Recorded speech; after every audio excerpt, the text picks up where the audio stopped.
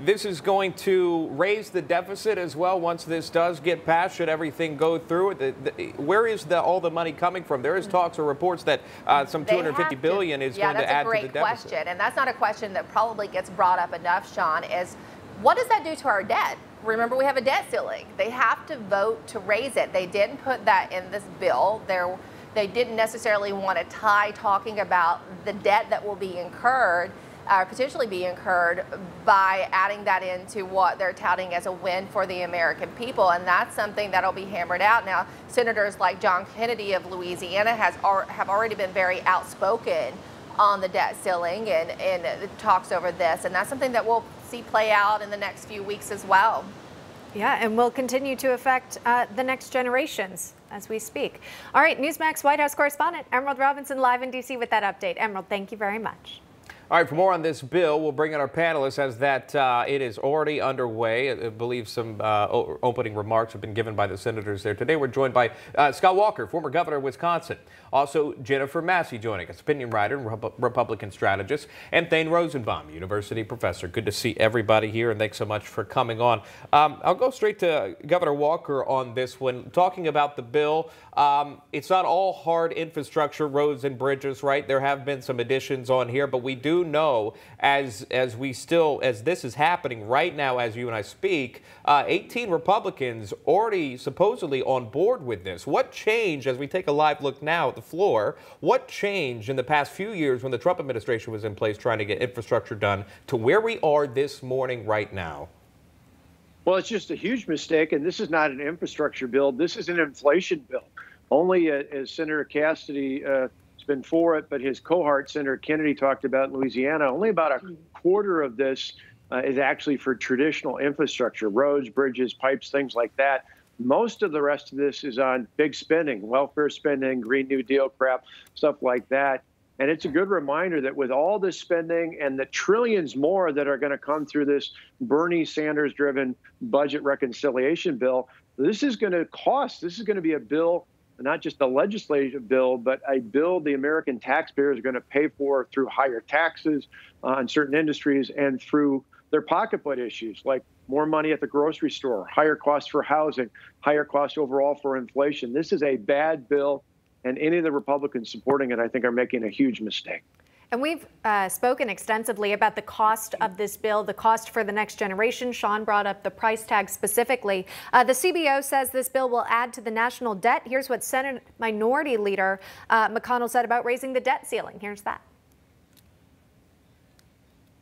Democrats keep boasting about how wild and revolutionary their partisan vision is. So our friends across the aisle should not expect traditional bipartisan borrowing to finance their non-traditional reckless taxing and spending spree. That's not how it's going to work.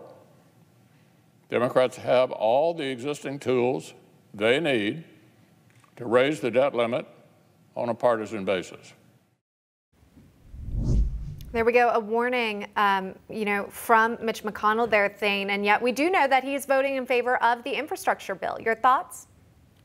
Emma, it's a strange world we're in, right? In 2016, Bernie Sanders was running against Hillary Clinton, and he said things like community college should be paid for by the government, preschool, paid family leave. You heard these things at the time. Everyone said this is tantamount to socialism. But it was foreshadowing a progressive agenda that was moving forward. Even after Joe Biden was elected, he was elected as a moderate. But there were people who said, well, the progressive inclinations of the Democratic Party are going to find themselves in the administration. And we're seeing that. The interesting thing is the fact that the Republicans, to some degree, at least on infrastructure, are supporting it.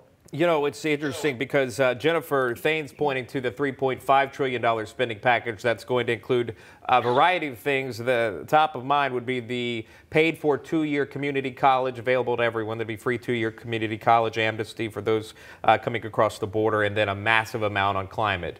And that's what you would see. So right now, reportedly, they're going to go through this vote that we just saw earlier. They're going to get the $1 trillion infrastructure package passed, then debate begins on the $3.5 trillion spending bill, the one that the professor was talking about. I'll go to Jennifer Massey now. Yeah, and I mean, nothing's going to stop the next bill that's coming because the Republicans didn't fight against this one. You know, as was stated so many times, this is not really an infrastructure bill.